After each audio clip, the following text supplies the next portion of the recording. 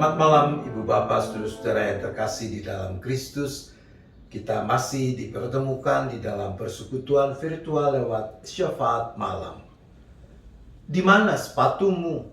Itu judul kisah nyata yang akan mengawali renungan kita, refleksi kita malam ini. John Williams adalah seorang sopir bus dalam kota di Milwaukee. Kira-kira seminggu sebelum hari Natal, seperti biasanya John menjalankan busnya menuju areal Wisconsin Avenue. Di halte bus SMA Market, naiklah sekelompok anak lelaki yang segera menuju bus bagian belakang dengan riuhnya. Mereka bersenda gurau, tertawa-tawa. "Dasar anak-anak," kata John dalam hati sambil menggeleng-gelengkan kepala. Setelah beberapa halte terlewati, John berhenti di depan kompleks rumah sakit Milwaukee. Seorang perempuan kira-kira berumur 35 tahun yang sedang menunggu di halte bus itu naik ke dalam bus. Mantel abu-abu kumal yang dipakainya penuh sobekan di sana-sini. Waktu perempuan itu naik, John melihat ia hanya mengenakan kaus kaki. "Di mana sepatumu?" tanya John spontan. "Apakah bus ini menuju pusat kota?" tanya perempuan itu. "Kita akan sampai ke sana," jawab John sambil masih memandang kaki perempuan itu. "Tetapi sekarang kita harus bergerak ke arah barat terlebih dahulu." "Saya tidak keberatan dengan perjalanan yang jauh, asalkan saya tetap hangat," kata perempuan itu. Lalu ia membayar ongkos dan mengambil tempat duduk. John tidak dapat menahan diri lagi. "Di mana sepatumu?" ujar John. "Anda tidak bisa keluar dalam cuaca dingin seperti ini tanpa mengenakan sepatu."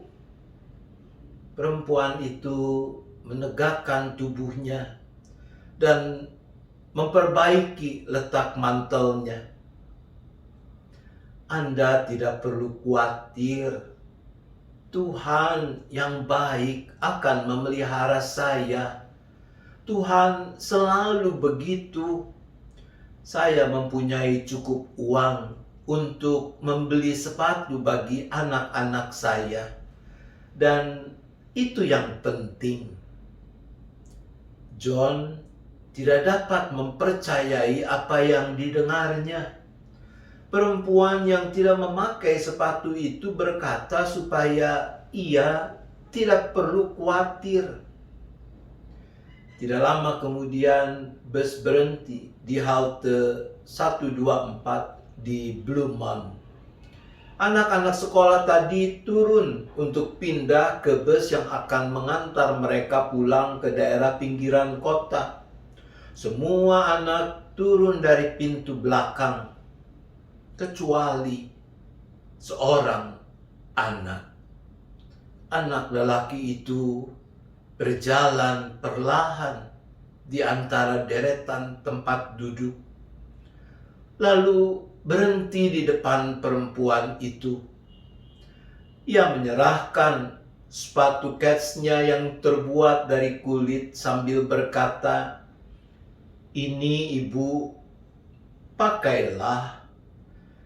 Tanpa menunggu respon perempuan itu, ia turun dari bus dan berjalan di tengah udara dingin hanya dengan mengenakan kaos kaki.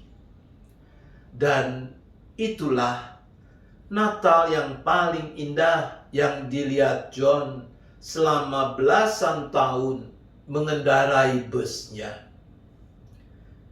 Ibu bapak, saudara-saudaraku, di dalam Amsal pasal 3 ayat 27, dicatat begini: janganlah menahan kebaikan daripada orang-orang yang berhak menerimanya, padahal engkau mampu melakukannya. Siapa orang-orang yang berhak menerima kebaikan? Alkitab berulang kali menyebutkan para janda, anak yatim piatu, orang asing, dan orang miskin. Anak lelaki dalam kisah nyata tadi mempraktikkan apa artinya tidak menahan kebaikan daripada orang-orang yang berhak menerimanya. Anak itu memberi definisi yang indah pada ungkapan mampu melakukannya. Dia tidak sekedar memberi, dia memberikan apa yang diperlukan perempuan itu, sekalipun untuk itu dia harus berkorban. Tapi bukankah di dalam kasih selalu harus ada pengorbanan? Apa jadinya dengan kita kalau Yesus tidak bersedia mengorbankan dirinya? Memberi, barulah memberi jika sampai terasa sakit. Itu dikatakan oleh Mother Teresa. Bersediakah kita? Tuhan menolong kita. Amin. Mari kita bersyafaat. Bapa di sorga, Sang Maha Kasih, kami mohon ampun kalau di sana sini kami menahan kebaikan daripada orang-orang yang berhak menerimanya, padahal kami mampu melakukannya. Tuhan, kasihanilah kami. Tuhan, ampunilah kami. Maka kami mohon agar kami dimampukan merawat kasih dan belas kasihan untuk mewujudkan kebaikan bagi yang membutuhkannya, yang berhak menerimanya, khususnya bagi para janda, anak yatim piatu, orang asing, dan orang miskin. Bapa, secara khusus kami berdoa bagi realisasi tanda kasih bantuan bagi Panti Wreda Hana, baik dalam bentuk uang maupun barang, termasuk pengumpulan beras, abon, kecap, dan yang sejenisnya seperti yang dianjurkan dalam kalender Advent hari ke-18 besok.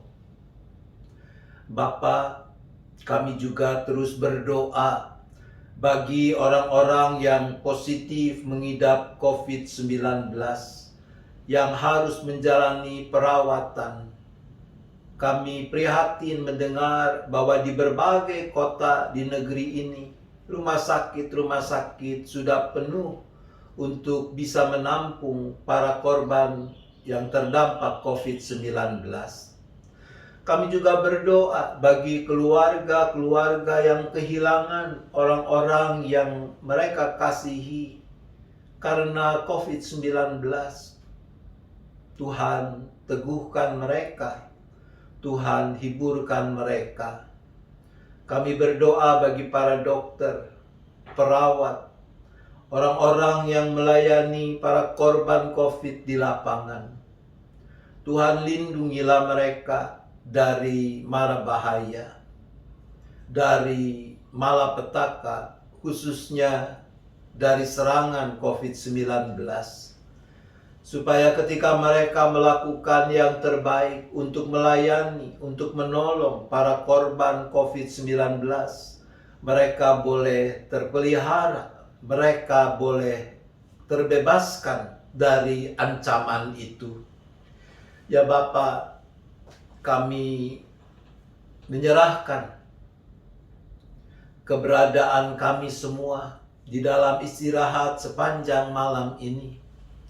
Tuhan, ke dalam tangan kasih-Mu lah kami menyerahkan diri kami, keluarga kami, baik yang ada bersama kami maupun yang berada di tempat lain.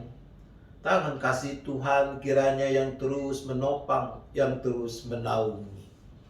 Terima kasih ya Bapa. Kami berdoa hanya di dalam nama Tuhan Yesus Kristus. Amin. Selamat malam Ibu Bapak, Saudara-saudara. Selamat beristirahat. Tuhan tetap beserta kita.